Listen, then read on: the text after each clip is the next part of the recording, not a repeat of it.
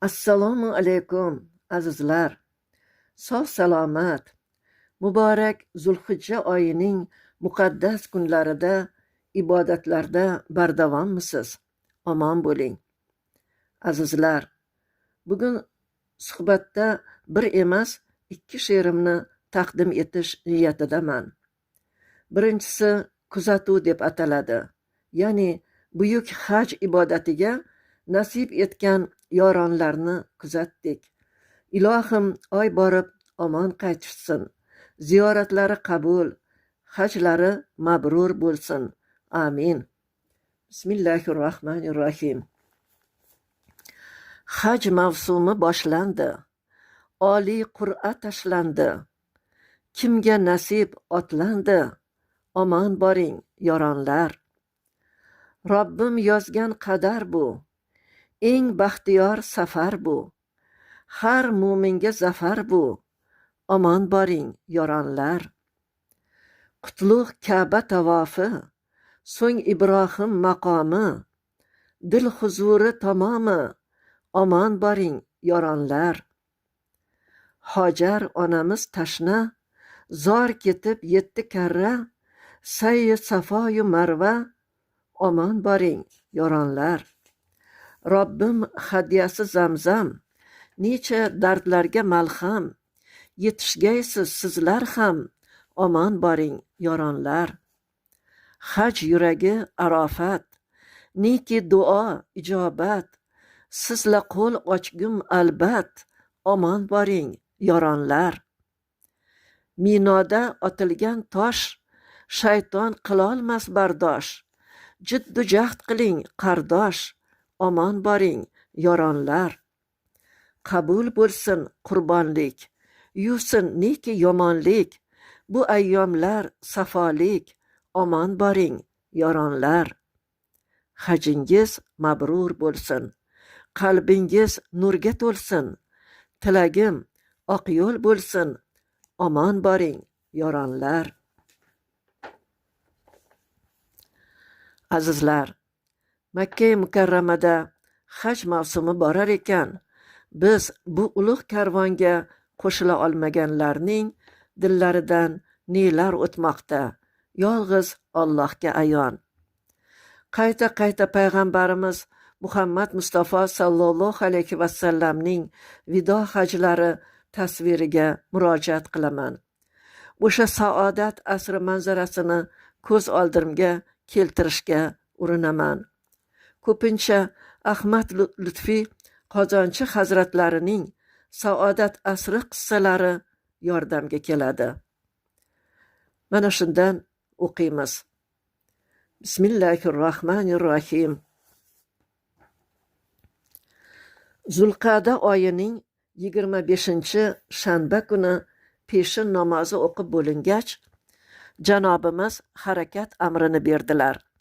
Makka yo'liga chiqqanlarning soni 100 ming edi.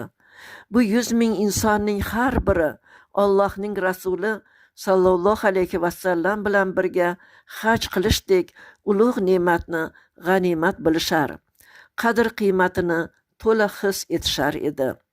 2 soatlarcha yurilib Zulhulayfaga yetib kelishdi. Dam berildi. Sayyidi koinot janobimizning imomliklarida asr namozi 2 rakat o'qildi. Shom, xufton, bomdod namozlari ham shu yerda o'qiladigan bo'ldi. Ihromga kirgach, labbayka Allohumma labbayk deb Allohning chaqirig'iga hozirliklarni bildirdilar. Ihromga kirgan 100 ming odamning bir og'izdan labbayk deb hayqirishlari ufqlarni titratib yubordi. Janobimiz Allohga hamd aytdilar. Allohim, hajimiz ko'zlashdan, shuhrat tuyg'usidan uzoq, maqbul haj bo'lishini nasib et deb duo qildilar. Yo'lakay haj guruhiga yangi odamlar kelib qo'shilaverdi. Makkaga Zulhijjaning 4-kuni yakshanbada kirib kelishdi. To'g'ri Ka'baga bordilar. Allohning uyini ko'rgan zahotlari, Allohim, bu uyning sharafini, azamatini, yaxshilik va barokatini ko'paytir deb duo qildilar. Tavof qilib bo'lingach, Rasululloh sallallohu alayhi vasallam Ibrohim maqomining orqasiga o'tdilar. Ka'baga qarab 2 rakat namoz o'qidilar. So'ngra tik turgan holda Ka'baga yuz tutgan holda to'yib zamzam ichdilar. Safo bilan Marva tepaliklari orasida 7 marta lo'killab borib keldilar. Shunday qilib umra tugadi. Arafadan bir kun ilgari 8 Zulhijja payshanba kuni payg'ambar janobimiz Qoratosh bilan Ibrohim alayhissalom izlari orasida tik turgan holda haj ibodatlari haqida bir suhbat qildilar. So'ng Minoga harakat amrini berdilar. O'zlari ham o'sha kuni Minoga bordilar. Bu yerda bomdod namozigacha qolib, namozdan keyin yana yo'lga tushdilar va Zulhijjaning 9-siga to'g'ri kelgan juma kuni Arofatga bordilar. Peshingacha kutdilar. Quyosh tepadan oshib to g'arbga og'a boshlaganida odamlar jim bo'lishsin deb buyurdilar. Bir suhbat qilmoqchi ekanliklari ma'lum bo'ldi. Nabi Akmal sallallohu alayhi vasallam janobimiz payg'ambarlik hayotlarining eng muhim xutbasini qilish uchun qasvaga mindilar. 100 mingdan ortiq bu iymon jamoatiga qarab ushbu muborak so'zlarni aytdilar. Ey insonlar, gapimga quloq soling. Bilmayman, balki bu yilimdan keyin bu yerlarda sizlar bilan birga bo'lamanmi, yo'qmi?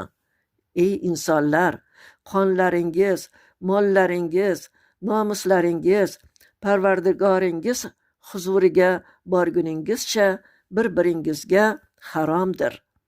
Parvardigoringiz huzuriga borishingizga esa hech shubha yo'q. U qilmishlaringizdan hisob so'raydi. Sizlarga yetkazdimmi?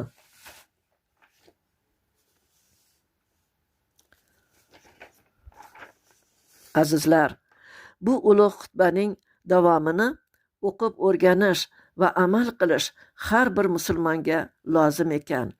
Ilohim barchalarimizga nasib etsin. Demak, Arafa kuni nihoyatda ulug' kun ekan. Ayniqsa peshindan keyin ibodatni ko'paytirish, hojilar Arofatda talbiya aytib duo qilar ekanlar, biz ham takbir aytib duoda bo'lishimiz, qalban o'zimizni Arofat tog'ida his etishimiz ulkan savoblarga noil qilar ekan, inshaalloh. Azizlar, sizga va'da qilganim 2-she'rim aynan Arafa kuni shu qalb tug'yonlarida yozilgan bo'lib, uni sizga qayta o'qib berishni lozim topdim. Marhamat, tinglab bahra oling. Bismillahirrohmanirrohim. Arofat tog'ida. Arofat tog'ida turgan birodarlar, menam borman. Ko'pam joy olmagay ruhim, biroz siljing, sizga yorman. O'zim bunda, dilim unda, qafasdan chiqdi qalb shodon. Bugun manzil Arofatda, safingizda menam borman. Qay vatandan yig'ildingiz, Robbim suygan mehmonlari. Yurtim olis, tilim boshqa, biroq dildan birodarman. Ko'kka yetar talbiyalar, dilingizda yolg'iz Alloh. Sizga jo'rman takbir bilan, qatoringizda qoyimman. Qarshingizda tog'i rahmat, yog'ar undan nuri rahmat. Bu tog'larda Odam ato, vasli Havvo onam birlan. Bu tog'lardan sado kelar, so'nggi xutba yetkazdimmi? Qoldiryapman sizga Qur'on va sunnatim, bo'ling bardam. Ne qutlug' kun, qutlug' makon, bugun uyg'oq yeru osmon, nasib etgan qadamlarga g'animat o'tguchi har on. Duolarga qo'l ochdingiz, ijobat aylasin Robbim. Sizlar bilan ko'zim yoshlab, duodan baxtiyordirman. Rukni haj bu. Hajji mabrur tilarman har biringizga. Arofatda safingizda inshaalloh menam borman. Rahmat e'tiboringiz uchun azizlar. Muborak Qurbon hayiti qutlug' bo'lsin. Xonadoningiz obod, yurtimiz tinch, qalbingiz iymon nurlari bilan ravshan bo'lsin deya xayrlashaman. Omon bo'ling azizlar.